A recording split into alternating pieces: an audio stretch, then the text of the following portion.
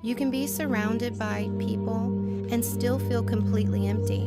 In friendships, you were always the one giving more. In love, you waited, hoped, and stayed.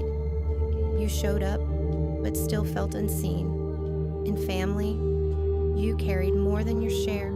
Different relationships, same pattern, giving until there was nothing left of you, until you finally saw it and chose to stop abandoning yourself, to protect your peace, your energy, your identity, because you are not here to be used. You are not an asset. You are a person